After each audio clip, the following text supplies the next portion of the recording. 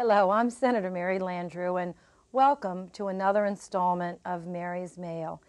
Each week, I receive more than 15,000 pieces of mail and email from constituents from home and from around the country. And so today, I'll try to answer a couple of questions that you all have sent to me recently. This week, we received a lot of mail from you concerning the expiring Bush-era tax cuts. We also received questions about earmarks, particularly efforts in both the House and the Senate to eliminate or place a temporary ban on them, and also on the food safety bill. So let's take the first one at a time. The first question is from Matthew Elaine in Jeanerette. Mrs. Elaine writes, Senator Landrieu, please vote for tax cuts for the middle class, not for people making over $250,000 per year. How do you plan to vote? It's a very good point, and let me be as clear as I can. I know that having tax rates go up at a time of a recession is a very difficult situation, and so I'm working very hard to try to keep tax rates stable or go lower for middle-class families, the broad middle class, most certainly $250,000 or less, but I could actually vote to go up to $500,000 or even $1 million.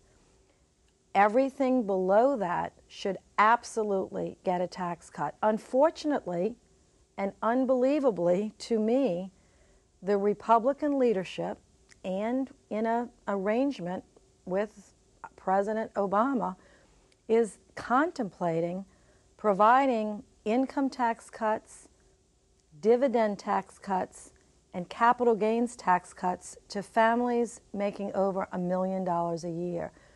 I've said that I think it's unconscionable and it borders on moral recklessness. Now, I know that everybody in Congress has a different view of this, and we're Republicans and Democrats. We've just gotta find a way to go forward.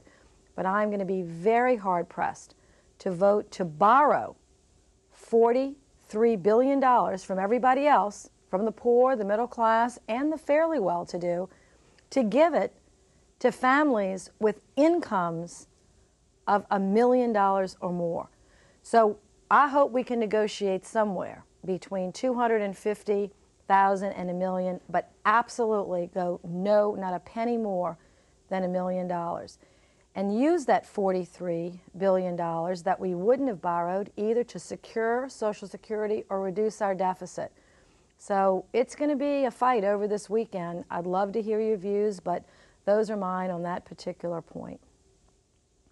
Our second question came in from someone regarding, from David from New Iberia. He writes concerning the federal deficit, some of the misinformation about earmarks. He asked, I was wondering, what is your position on the issue of earmarks, and if I will support the efforts by others in the Senate to eliminate them from the government. First of all, let me say that earmarks are congressionally directed spending that mostly members of the Appropriations Committee do, and I'm a member of the Appropriations, but every member has the right and the power to direct certain monies in the budget to a particular project in their state or something that they think is worthy. Earmarks, that practice of diverting money already in the budget to a particular project, does not add one penny to the deficit, and it doesn't add any money to the budget because the budget is set first, the limits are set first, and then money is allocated within.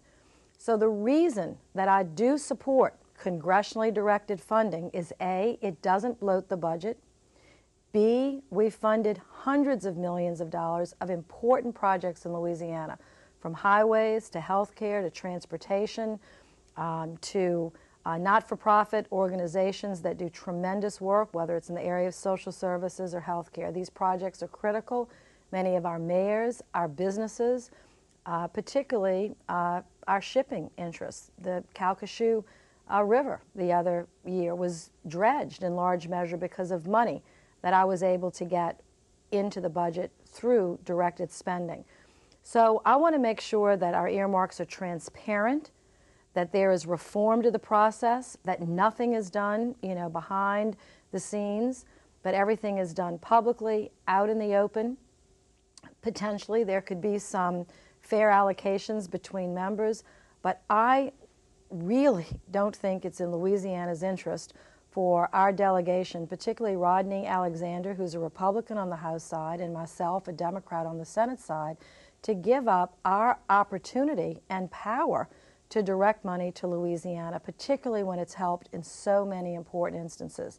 So that's my position. I know it's controversial, but again, if I thought it would save even 5% of the federal budget, I would vote so. If I thought it wasn't specifically allowed in the Constitution, I would say, well, maybe we should rethink it.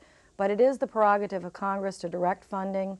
I know that we have funded many, many important projects in Louisiana, so I'm going to continue to do so and make sure that our people get our fair share of funding from the federal government.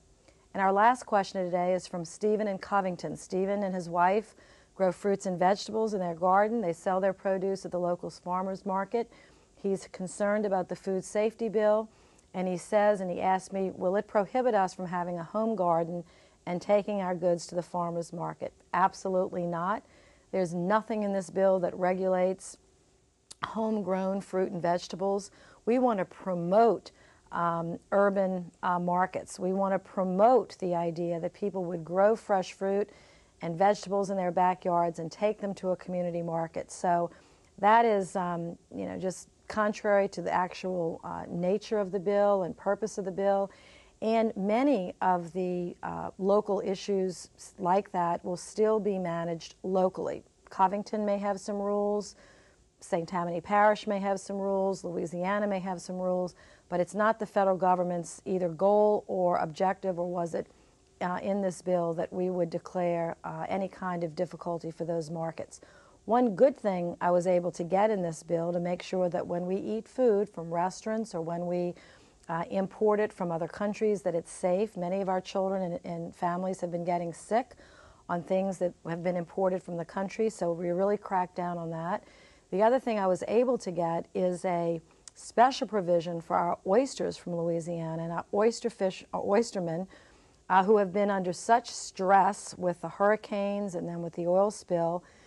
One of the departments wanted to put excessive regulations on our oystermen, and to protect more than 3,500 Louisiana jobs connected to that industry, I secured legislative language that ends the FDA's overarching approach and overreaching approach and helps put us on a sustainable path forward to protect consumers and maintain our vibrant oyster industry. So it was a special amendment. It's a tough amendment. It will not allow the federal government to run wild with rules and regulations that jeopardize our raw oyster industry. So I was proud to have accomplished that. Our whole delegation worked on it, and we were successful together, and we'll continue to fight for the interest of people in Louisiana. So thank you so much. I really appreciate everybody writing in, and we'll be back to you within a short period of time on answering some of your questions related to these and other subjects. God bless you all, and have a wonderful, happy, Merry Christmas and a joyful New Year.